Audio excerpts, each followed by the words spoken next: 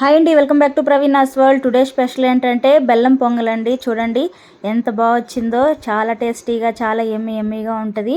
ఇంకా లేట్ చేయకుండా process start చేద్దాము. ఆరిపోయినా కూడా గట్టి పడకుండా ఉండే పొంగల్ టిప్స్ చెప్తాను ఈరోజు. ఆల్రెడీ 1 కప్పు బియ్యాన్ని కడిగి 1 అవర్ నానబెట్టేశానండి. అట్లా నానబెట్టుకుంటే పొంగల్ అనేది చాలా సాఫ్ట్గా, చాలా బాగుంటుంది. మెత్తగా ఉడికిపోతుంది, తొందరగా అయిపోతుంది. ఇప్పుడు 1 కప్పు బియ్యానికి నేను 3 కప్పుల వాటర్ వేసానండి. అట్లా వేసుకుంటే పొంగల్ బాగా ఉడుకుతుంది. చూడండి, పొంగలి రైస్ అనేది బాగా పొంగొచ్చేసింది. గంటతో అలా తిప్పుకుంటూ ఉన్నామంటే రైస్ అంతా బాగా కలిసిపోయి బాగా ఉడుకుతుంది అడుగంటకుండా.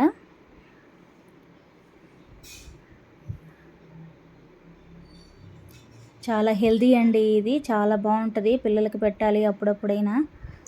రైస్ని మెత్తగా ఉడికించుకుంటే, ఎంత మెత్తగా ఉడికించుకుంటే పొంగల్ అనేది అంత టేస్ట్గా ఉంటుంది.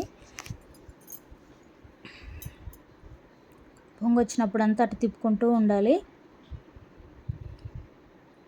గట్టి పడదండి, ఆరిపోయినా కూడా అట్లా ఉంటుంది పొంగలి. గట్టి పడిపోతే బాగుండదు.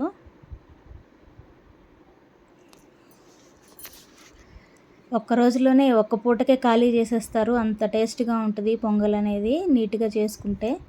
చూడండి, రైస్ అంతా బాగా దగ్గర పడింది. గంటితో అట్లా మెతుకుల్ని ప్రెస్ చేస్తూ కలుపుకున్నామంటే మెతుకులన్నీ విరిగిపోయి బాగా ముద్దగా తయారవుతుంది. పొంగల్కి అట్లా ఉంటేనే బాగుంటుంది. రైస్ ఎంత బాగా ఉడికితే పొంగల్ అనేది అంత టేస్ట్గా ఉంటుంది. ఇప్పుడు వాటర్ అంతా కొంచెం ఎగిరిపోయిన తర్వాత మనకి ఎన్ని పాలు కావాలో అన్ని పాలు పోసుకోవచ్చు అండి. నేనైతే 2 కప్పులు పాలు పోసాను. 2 గ్లాసులు ఫుల్గా పోసాను. కాచి చల్లార్చుకున్న పాలు. పచ్చి పాలైనా పోసేయచ్చు, ఏం కాదు. పాలు అనేది ఎక్కువ ఉంటే పొంగల్ అనేది టేస్ట్గా ఉంటుందండి, హెల్దీ కదా. దీంట్లో ఉండే ఇంగ్రీడియంట్స్ అన్నీ హెల్దీనే అండి. ఎంత తిన్నా ఏం కాదు, పిల్లలకైనా పెద్దవాళ్ళకైనా. పాలతో ఉడికితే పొంగల్ అనేది బాగా టేస్ట్గా ఉంటుందండి. అడుగంటకుండా అట్లా తిప్పుకుంటూ ఉండాలండి, లేకపోతే అడుగు పట్టేస్తుంది. అడుగు పట్టేస్తే మళ్ళీ మాడు వాసన వచ్చేస్తుంది. పొంగల్ టేస్ట్ అంతా పోతుంది, అస్సలు బాగుండదు. అడుగు అస్సలు అంటకూడదు. వాటర్ పాలు అంతా దగ్గర పడిందండి. ఇప్పుడు బెల్లము, తురుము పెట్టుకున్న బెల్లము ఎవరి టేస్ట్కి తగినంత వాళ్ళు వేసుకోవచ్చు.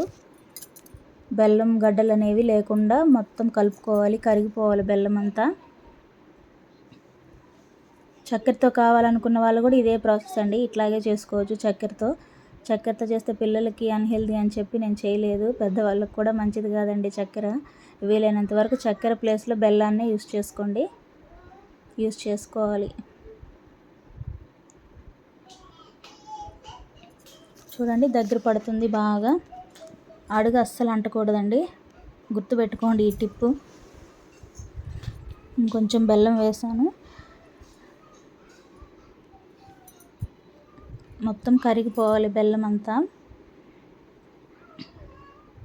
బెల్లంతో చేస్తే మంచి కలర్ కూడా ఉంటుందండి, చాలా బాగుంటుంది. చూడంగానే అట్రాక్టివ్ కలర్ ఉంటుంది.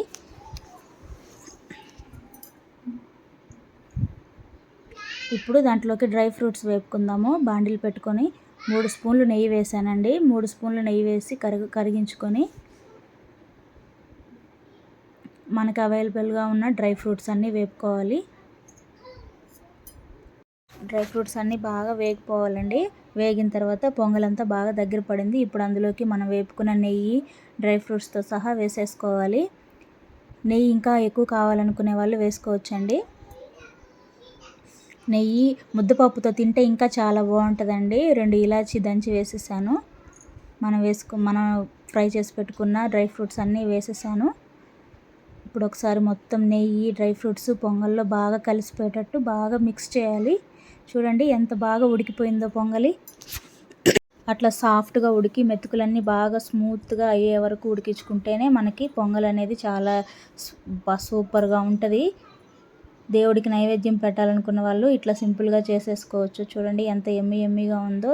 హెల్దీ కూడా, పిల్లలకి అప్పుడప్పుడు చేసి పెట్టండి. చూడండి, పొంగల్ చేసిన 1 అవర్ తర్వాత ఆరిపోయిన తర్వాత కూడా గట్టి పడకుండా ఎంత బాగుందో చూడండి.